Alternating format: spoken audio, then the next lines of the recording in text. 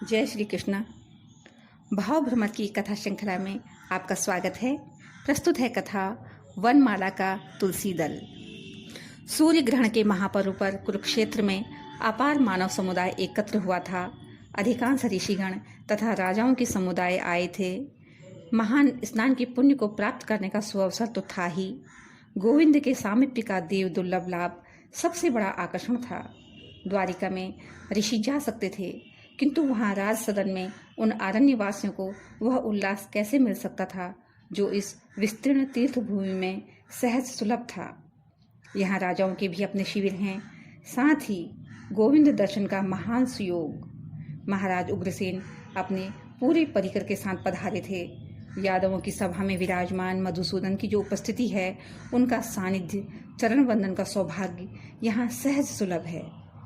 इस महोत्सव के मंच उल्लास में वसुदेव जी ने महायज्ञ किया। कोई आगत ऋषि मुनि ऐसा नहीं था जो इस यज्ञ में ऋत्विक बनने न आया हो।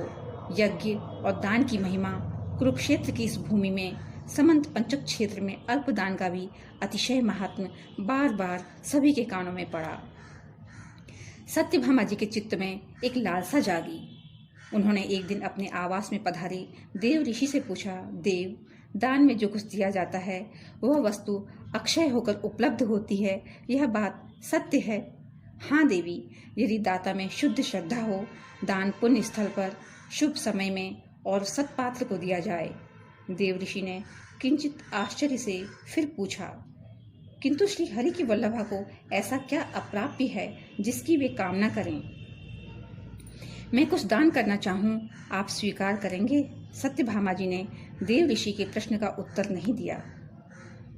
उनमें शुद्ध श्रद्धा नहीं है, ऐसी आशंका भला कौन करेगा? यह भगवान परशुराम की पुण्य यज्ञ स्थली धर्म क्षेत्र, इस जैसा पुण्य स्थल उपलब्ध है और दान का महापर्व काल भी है। सम्मुख खड़े परम भक्त देव ऋषि नारद यदि दान ग्रहण करना स्वीकार कर लें तो श्रेष्ठतम सत्पात्र की समस्या भी सुलझ जाएगी। नारद निवासीन परिवारजक है और नितांत अपरिग्रही। देव ऋषि ने फिर भी कहा, देवी, ऐसा कोई भाग्यहीन नहीं जो आपके करों से प्राप्त दान को अपने जन्म जन्मांतर का पुण्य फल न माने। तब आप कल प्रातः दर्शन देने का अनुग्रह करें। सत्यभामा जी ने उन्हें बड़ी श्रद्धा से नमन करते हुए कहा। दूसरे दिन अभी प्रातः हुई ही थी। नित्य कर्म, संध्या, हवन आदि समाप्त करके कृष्ण अपने आसन पर विराजे ही थे कि सत्यभामा जी ने आकर उनके चरणों पर मस्तक रखते हुए एक मंद स्मित के साथ उनसे पूछा, आपको मुझसे सचमुच प्रेम है ना? यह भी कोई पूछने की बात है? मैं तो तुम्हारा ही हूँ। कृष्ण ने सप्रेम स्मित पूर्वक देखा, कहीं यह मानिनी आज मान तो नहीं करने वाली। आप तो इस प्रकार सभी से कहते हैं। सत्यभामा जी के मन में मान नहीं, निवेदन था। मेरा तो यह मेरे हाथ का कंगन है, इसे मैं जिसे चाहूं दे सकती हूँ। अच्छा, यह जन भी तुम्हारा इसी प्रकार का रत्नाभूषण है, इसे भी जिसे चाहो दे सकती हो। माधव का कमल मुख सहज हास्याभूषित हुआ। सच, सत्यभामा ने अद्भुत भंगिमा से देखा, आपका कुछ विश्वास नहीं। देवी, यह पावन भूमि है और मैं आजकल नियम पालन कर रहा हूँ, यह आप जानती हैं। कृष्णचंद्र सुप्रसन्न थे। अभी बातें हो ही रही थीं, इतने में नारायण गोविंद की मधुर ध्वनि के साथ देव ऋषि की वीणा की झनकार सुनाई दी। द्वारिकानाथ ने देव ऋषि का जब तक स्वागत किया, सत्यभामा जी स्वर्ण पात्र में जल और कुश ले आईं। अहम श्री कृष्ण पत्नी सत्यभामा ब्रह्मपुत्राय नारदाय तवाभिमं पतिम प्रददे। सविधि संपूर्ण देश कालादि उच्चारण पूर्वक हाथ में जल कुश लेकर सत्यभामा ने संकल्प का उच्चारण किया। इसी के साथ देव ऋषि ने दाहिना हाथ बढ़ाकर वह कुश अक्षत ग्रहण कर लिया। प्रातः वंदन के लिए उपस्थित अन्य सभी ने आश्चर्य से एक दूसरे का मुख देखा। श्याम, नारद परिवारजक है, अब उठो और मेरे साथ चलो। देव ऋषि ने वीणा उठाई। कृष्ण चुपचाप उठ खड़े हुए। भगवान, आप इनका उचित मूल्य ले लें। सत्यभामा ने अब हाथ जोड़कर प्रार्थना की। देवी, नारद परिग्रही नहीं है, कोई भी वस्तु लेकर मैं क्या करूँगा? दान में प्राप्त वस्तु का विक्रय ग्रहण करने वाली व्यक्ति की इच्छा पर निर्भर है और मैं श्री कृष्ण का विक्रय नहीं करूंगा। देव ऋषि ने खुलकर हंसते हुए कहा। देवी ने ठीक सोचा था कि इस पावन स्थली में इनका दान करके आप इन्हें अक्षय रूप से प्राप्त कर लेंगी, किंतु यह तो ऐसा धन नहीं है कि इसका लोभ नारद के मन में न हो। श्री कृष्ण, आओ हम चलें। नारद का कथन सुनकर सत्यभामा का मुख फीका पड़ गया। देखते देखते कुछ ही क्षणों में समस्त यदुवंश वहां एकत्रित हो गया। देवऋषि का कथन अनुचित है, यह भी कोई कैसे कह दे। अपने आराध्य को बेचने की बात तो किसी सामान्य साधक के मन में भी नहीं आती। दया करें प्रभु। महारानी रुक्मणी अंत में आगे आईं। दया तो आप कर रही हैं करुणामयी। देवऋषि सहसा गंभीर हो गए। आप कह सकती हैं कि यह दान अवैध है। कृष्ण पर आपका स्वत्व सर्वाधिक है, किंतु आपको यह विवाद नारद से तो नहीं करना। फिर भी अगर चाहती हैं तो मैं इन निखिल ब्रह्मांड नायक का उचित मूल्य लेने को प्रस्तुत हूँ। मैं दूंगी मूल्य, आप जो मांगना चाहें ले लें। सत्यभामा सोल्लास आगे आ गई। निखिल ब्रह्मांड नायक। रुक्मणी के अधरोष्ट कांपे। वे झुककर पीछे हट गईं। वे जानती थीं उनके आराध्य भाविक गम्य हैं, जो उन्हें जैसा जानता है, जैसा मानता है, उसके लिए वो वैसे ही हो जाते हैं। अब इस समय देव ऋषि ने उन्हें निखिल ब्रह्मांड नायक देखा है, तब उन अनंत कोटि ब्रह्मांडधीश का मूल्य कहाँ से आएगा। सत्यभामा की उल्लास में उन्हें केवल बाल चापल्य दिखा। उचित मूल्य देवी। नारद जी किंचित व्यंग के ढंग से हंसे। इन्हें तुला पर बिठा दीजिए। नारद के लिए तो रत्न, स्वर्ण तथा शिलाएं समान हैं। आप दूसरी ओर ताम्र, लौह, पाषाण भी रखें तो मुझे कोई आपत्ति नहीं। कृष्ण तुल जाएं, बस मुझे इतना चाहिए। विशाल तुला स्तंभ तत्काल स्थापित हो गया। यदुकुल शिरोमणि की पट्ट महिषी अपने प्राण धन को रत्नों से तोल देने के उत्साह में थी, किंतु रत्न, स्वर्ण राशि, रजत भी जब पर्याप्त नहीं हुआ, ताम्र तक पर यदुवंशी उतर आए। अंततः उन्हें श्री कृष्ण को खोना तो था नहीं। ये भावमय हैं। आप दूसरी तुला पर संकल्पित धन का कोई प्रतीक भी धरेंगे तो वह अपना संपूर्ण भार देगा, देव ऋषि ने समझाया। अब रानियां निराभूषण हो चुकी थीं। किसी यादव के शिविर में तथा शरीर पर एक भी आभूषण नहीं बचा था।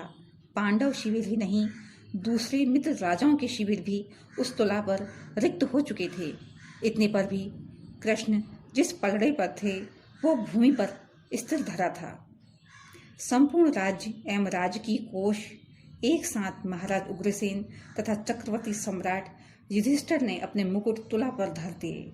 तुला किंचित भी तो हिली होती, उसमें तो क्षुद्रतम कंपन भी नहीं हो रहा था। केवल स्थिर खड़े थे एक ओर पितामह भीष्म और दूसरी ओर पांडव। दोनों के नेत्र झर रहे थे। दोनों के कंठों से प्रायः गदगद स्वर एक साथ ही फूटे। हे भक्त वत्सल वत्से। माता देवकी ने रुक्मणी की ओर देखा। माता, मैं उनकी चरण सेविका हूँ। उन लक्ष्मी स्वरूपा ने अपना मस्तक झुका लिया। मैं अपने संपूर्ण वैभव के साथ स्वयं भी तुला पर बैठ जाऊं तो भी निखिल ब्रह्मांड का वैभव अपने नायक की समता नहीं कर सकेगा। तुम, माता ने बलदाव की ओर देखा। यह ठीक है कि कृष्ण मेरे अनुज हैं। बलदाव ने माता को कोई आशा नहीं दी, लेकिन इस समय तुला में उनका समत्व करने जैसा साहस मैं अपने अंदर नहीं पाता हूँ। पुत्री, ऐसे अवसर पर सम्मान रखना चाहोगी तो काम चलेगा नहीं। माता रोहिणी ने सत्यभामा के कंधे पर हाथ रखा। ब्रजराज के शिविर में जाओ। श्याम प्रेम की मूल बिकता है और वहाँ प्रत्येक इसका धनी है। किसी को भी ले आओ वहाँ से। आश्चर्य की बात नहीं थी कि ब्रज के शिविर से कोई अब तक यहाँ आया नहीं था। कृष्ण को सहन नहीं था कि ब्रज के जन द्वारिका के शिविर में आकर किसी की भी उपेक्षा देखें। उन्होंने बाबा से आग्रह कर रखा था, द्वारिका के जिस किसी को श्री चरणों का दर्शन करना हो उसे यहाँ आना चाहिए। केवल विशेष रूप से आमंत्रित होने पर ही यहाँ का कोई भी उस शिविर में जाएगा। ब्रज के लोग तो कन्हई के संकेत पर प्राण देने वाले थे। उन्होंने देखना भी नहीं चाहा कि द्वारिका के शिविर का स्वरूप कैसा है। सत्यभामा जी तो इस समय विह्वल हो रही थीं। वे रथ में बैठीं और रथ ब्रजराज के शिविर के सम्मुख रुका। उन्होंने यह भी नहीं देखा कि उन द्वारिका की महारानी को कौन और कैसे देख रहा है। रथ से उतरकर वे दौड़ीं और सीधे श्री वृषभानु जी के शिविर में जाकर श्री राधा जी के चरणों में शीश झुका दिया उन्होंने। बहन, शीघ्र चलो, इस विपत्ति से मुझे बचा लो। चलो महारानी। श्री वृषभानु नंदनी को बड़ा संकोच हुआ। उन्होंने बड़ी त्वरा से सत्यभामा को उठाकर अंकमाल दी। यह भी नहीं पूछा कि विपत्ति क्या है और कहाँ चलना है उन्हें। जैसे बैठी थीं वैसे ही वे उठ खड़ी हुईं। उनकी दो सखियों ने स्वतः उनका अनुगमन किया, क्योंकि उन्होंने तो किसी को कोई संकेत तक नहीं किया। रथ पर ही उन्होंने सुना कि विपत्ति का रूप कैसा है। वत से माता रोहिणी ने दौड़कर उन्हें गले लगा लिया था। रथ से उतरते ही, तू आ ही गई जी। संकेत से ही उन रासेश्वरी ने सत्यभामा जी को सूचित किया कि तुला के दूसरे पलड़े पर जो कुछ भी अब तक रखा गया है उसे उठा लिया जाना चाहिए। वे माता देवकी की पद वंदना करने बढ़ी तो तुला रिक्त होने लगी। अपने कंठ में पड़ी वनमाला से एक तुलसी दल निकाला उन्होंने। नमित मुख बड़ी वे और दल कितने स्नेह, कितने सुकुमार ढंग से तुला पर उन्होंने धरा। कोई अतिशय श्रद्धालु अपने आराध्य पर भी कदाचित ऐसे ही दल अर्पण कर पाता हो। तुलसी दल तुला पर चढ़ा और तुला का दूसरा पलड़ा उठ गया। तुला सर्वथा संतुलित हो गई। एक पल लगा इसमें। सभी आश्चर्यचकित थे। देव ऋषि ऐसे आतुर होकर बड़े मानो कोई अन्य उस दल को उठा लेगा, ऐसा भय हो उन्हें। उस दल को उठाकर उन्होंने अपनी जटाओं में छिपा लिया। रोम रोम पुलकित, श्वेत स्नात सर्वांग, अजसन्न श्रवित लोचन, वे उद्दाम नृत्य करने लगे, किंतु गदगद स्वर से वाणी नहीं फूटी। उनकी इस दशा से सभी अवाक थे। सबको आतुरता थी इस रहस्य को जानने की। आखिर यह सब कैसे हो गया? प्रभु का इंगित समझकर देव ऋषि कहने लगे, योग, जप, तप, कठिन साधनाएं सभी नारी हृदय के भाव विकास के समक्ष फीकी हैं। श्री राधा जी में नारी हृदय के भाव विकास का चरमोत्कर्ष है। वह प्रेम स्वरूपा हैं और प्रभु प्रेम के मोल बिकते हैं। तभी तो उन्होंने अपने प्रेम के मोल से निखिल ब्रह्मांड नायक को खरीद लिया। उनके भागवत प्रेम के प्रति इस तुलसी दल को पाकर मैं भी धन्य हो गया। इतना कहकर देवर्षि नारद फिर प्रेम विभोर होकर नृत्य करने लगे।